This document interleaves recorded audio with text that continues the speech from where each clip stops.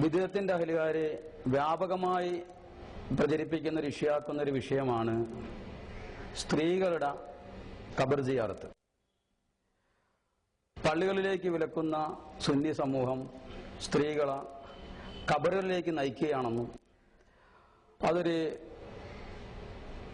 പൂരപ്പറമ്പ് പോലെ ഖബറുകളെ മാറ്റുന്ന ഒരു സമൂഹമാണെന്നും അതിനെ സുന്നി സമൂഹം എതിർക്കുന്നില്ല എന്നും ഒരു ആക്ഷേപങ്ങൾ കാണുന്നുണ്ട്. അതിന്റെ ഇസ്ലാമികപരമായ വിധിയും ഈ ഉറൂസ് വേളകളിൽ നമ്മുടെ തെക്കൻ മേഖലകൾ, തെക്കൻ സ്ഥലങ്ങളിൽ മക്ബറോടനുബന്ധമായി സ്ത്രീ പുരുഷ സങ്കലനം കാണാറുണ്ട്. അപ്പൊ അതിന്റെ ഇസ്ലാമികപരമായ വിഷയം എന്താണ്? അത് നമ്മൾ സുന്നികൾ മൊത്തത്തിൽ പറയാറുള്ളതാണ്. ഫിത്ന ഭയപ്പെട്ടതുകൊണ്ട് സ്ത്രീകൾ പള്ളിയിലേക്ക് പോലും പോകണ്ട, വരുന്നത് ശരിയല്ല എന്ന് വാദിക്കുന്നവരാണ്, സമർത്ഥിക്കുന്നവരാണ്.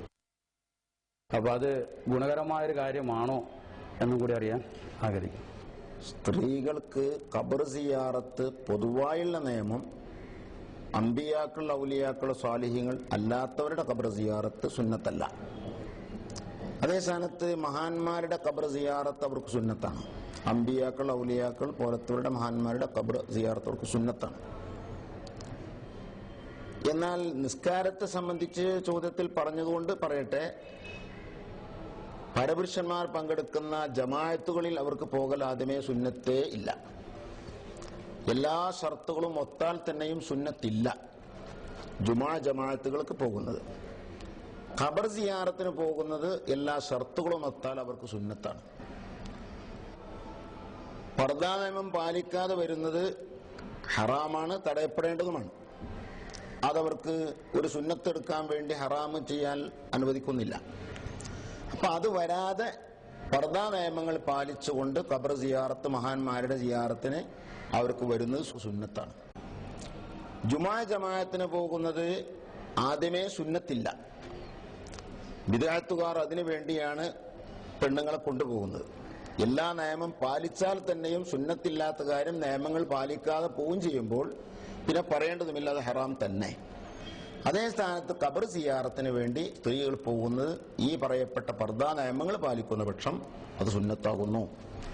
ഇനി ഉറൂസിന്റെ വേളയിലൊക്കെ ഈ നിയമങ്ങളൊന്നും പാലിക്കാതെ അവിടെ സ്ത്രീകൾ വരുന്നു എന്ന കാരണം കൊണ്ട് ഈ ഉറൂസ് നിർത്തിവെക്കണമെന്നോ ആ ഉറൂസിലേക്ക് പുരുഷന്മാർ പോകാൻ പാടില്ല എന്നൊന്നും നിയമമില്ല.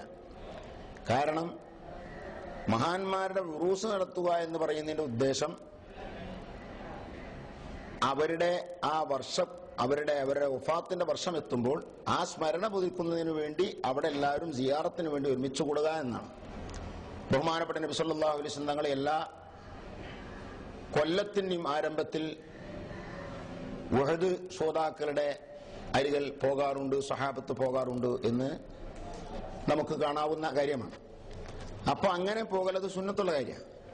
ആ സുന്നത്ത് എടുക്കുന്ന സമയത്ത് പർദാ നിയമങ്ങൾ പാലിക്കാതെ പെണ്ണുങ്ങൾ വന്നു എന്ന കാരണം കൊണ്ട് ഈ പരിപാടി നിർത്തിവെക്കണമെന്നോ അല്ലെങ്കിൽ പുരുഷന്മാരിൽ പോകാൻ പാടില്ല എന്നോ നിയമമില്ല. കാരണം ഇത് സംബന്ധമായി താങ്കൾ ചോദിച്ച ഇതേ ചോദ്യം ഇബ്നു ഹജർ തങ്ങളോട് ചോദിച്ചപ്പോ ഇബ്നു ഹജർ റഹ്മത്തുള്ളാഹി ഫത്താവൽ കുബ്രയുടെ 2-ാം വാല്യം 24-ാം പേജിൽ വിശദമായ മറുപടി പറഞ്ഞിട്ട് അവസാനം പറഞ്ഞു, ഫൽ ഖുർബാത്തു ലാ തുത്രകു ലിമിസ്ലി ദാലിക. ഇതുപോലത്തെ കാര്യങ്ങൾ ആവുന്നു എന്നതുകൊണ്ട് ഇബാദത്തുകളായ ഖുർബത്തുകൾ, മഹത്വമേറിയ കാര്യങ്ങളൊന്നും സുന്നത്തായ കാര്യങ്ങളൊന്നും ഉപേക്ഷിക്കപ്പെടില്ല. പിന്നെന്താ വേണ്ടത്? ബൽ അലൽ ഇൻസാനി ഫിഅലുഹ വ ഇൻകാറുൽ ബിദ്അ.